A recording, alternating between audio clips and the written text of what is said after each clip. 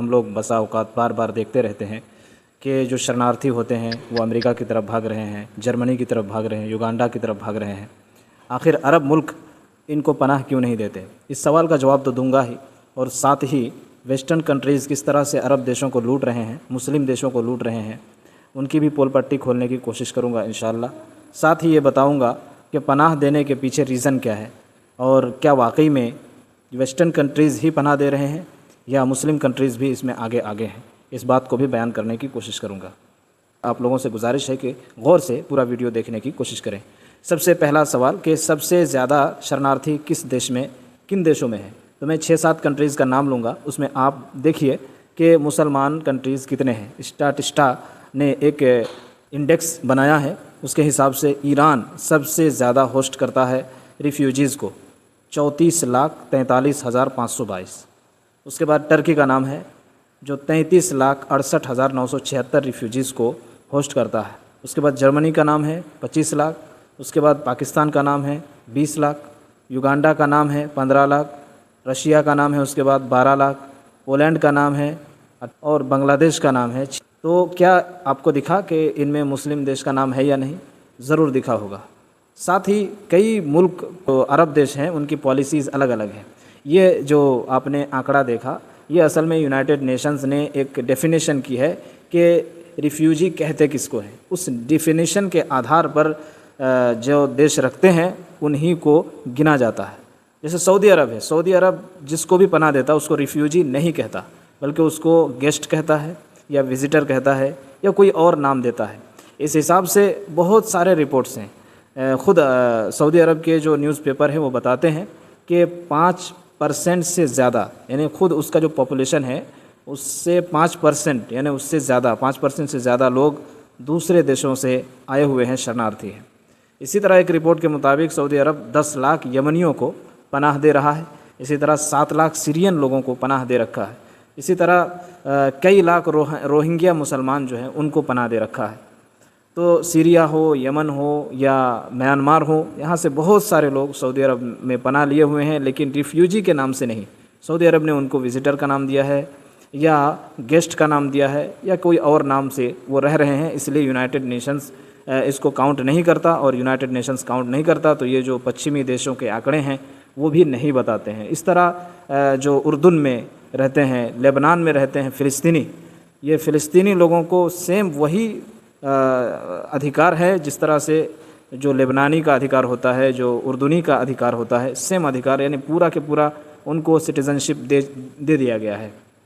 अब सवाल ये है कि इतने मुस्लिम देश जिसमें टर्की है, ईरान है, इसी तरह आपका सऊदी अरब जो को मैंने कहा, उर्दुन भी है और बांग्लादेश है, पाकिस्तान है, ये सब के होने के बावजूद लोगों को क्यों सिर्फ नज़र आता है कि लोग पश्चिमी देशों में पनाह ले रहे हैं? इसकी सबसे बड़ी वजह जो है वो मीडिया कवरेज है। मीडिया सबसे ज़्यादा हाईलाइट करती है उन्हीं खबरों को जिसमें ये बताया जाता है कि मुसलमानों को इन्होंने पनाह दी है, इनकी इंसानियत दिखाई जाती है, इन्होंने जो कत्लो गारत गरी की है। आखिर रिफ्यूजी बनने की ज़रूरत क्यों पड़ी है, उसकी तरफ लोगों की तवज्जो हटाना है। सीरिया में बमबारी करने वाले कौन हैं? क्या मुस्लिम देश हैं? इराक़ में बमबारी करने वाले कौन हैं? फ़िलिस्तीन में बमबारी करने वाले कौन हैं? अफ़गानिस्तान में बमबारी करने वाले कौन हैं? ये सारे लोग।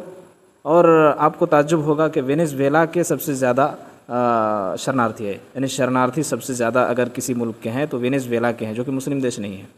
इसी तरह टॉप 10 में से यूक्रेन भी आता है। यूक्रेन के भी शरणार्थियों की तादाद बहुत ज़्यादा हो गई है, तो वो लोग भी यूरोपीय देशों में पनाह लिए हुए हैं। अब आइए बताते हैं कि इनको क्या फ़ायदा होता है, मतलब ये यूरोपीय देश क्यों मुसलमानों को पनाह देते हैं। तो सबसे बड़ा फ़ायदा है जीडीपी का। ये रिपोर्ट बताती है कि यूक्रेन से जब शरणार्थी पोलैंड की तरफ गए तो वहाँ की जीडीपी में, पोलैंड की जीडीपी में 2% से ज़्यादा का इजाफ़ा हुआ। इस तरह से दूसरा जो फ़ायदा होता है वो मज़दूर सस्ते भाव में मिल जाते हैं। दूसरे देशों से आते हैं तो काम करने वाले जो है ज़्यादा हो जाते हैं, इसलिए मज़दूरी सस्ती हो जाती है। तो सस्ता कारीगर, सस्ता मज़दूर और बहुत सारे सस्ते मिस्त्री वगैरह मिल जाते हैं, तो ये फ़ायदा होता है क्योंकि वहाँ की आबादी कम है। दूसरे देशों से जब ये लोग लाए जाते हैं तो अलग अलग किस्म के कारीगर होते हैं, मज़दूर होते हैं, तो ये एक देश के लिए अच्छा होता है। देश के लोग भी इनसे फ़ायदा उठाते हैं और इनको लगता है कि अगर ये लोग ना आते तो हम महंगी मजदूरी पर हमको काम कराना पड़ता। अब आपको ताज्जुब होगा कि एफटी की तहकीक के मुताबिक ब्रेन वेस्ट का मसला यानी तकरीबन आधे ग्रेजुएट्स ऐसे हैं जो अपने हुनर से नीचे काम करने पर मजबूर है और इनको माली नुकसान हो रहा है। इसी तरह जो पब्लिक सर्विसेज हैं इनका बोझ भी कम हो जाता है इनके जाने की वजह से। ये सारे फ़ायदे होते हैं। हम आपको बताते हैं कि पश्चिमी देश किस तरह से लूटते हैं। फ्रांस का नाम तो आपने सुना ही होगा। इसने दहाइयों तक नाइजर के यूरेनियम को अपने न्यूक्लियर पावर प्लांट्स के लिए इस्तेमाल किया, लेकिन नाइजीरिया के आवाम की हालत ये है कि उनको खुद बिजली नहीं मिल रही है। यानी नाइजीरिया से यूरेनियम निकाला जाता है और उसके बाद फ्रांस अपने यहाँ उसे इस्तेमाल करता है और ख़ुद जिस देश से ये निकल रहा है उस देश के लोग फ़ायदा उठाने में नाकाम है। दूसरा है CFA फ्रैंक सिस्टम।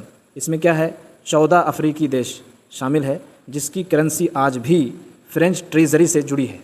ये इस तरह से है कि ये जो है मॉनेटरी पॉलिसी के ज़रिए कंट्रोल करता है। यानी ये फ्रांस जो है 14 अफ्रीकी देशों की करेंसी को कंट्रोल करता है। अब सोचिए फिर किस तरह से ये अफ्रीकी देश तरक्की करेंगे। और इस तरह से ये लोग जो है करेंसी पर कब्ज़ा जमा करके, इसी तरह जो उस देश में खनिज है और दूसरे ख़जाने हैं वो निकल रहे हैं, उन पर कब्ज़ा करके बैठे हुए हैं और अपने देश में वो इस्तेमाल कर रहे हैं। इसी तरह IMF कर्ज़ का जाल बिछाया हुआ है और इस तरह की बहुत सारे मिसालें हम आपके सामने रख सकते हैं।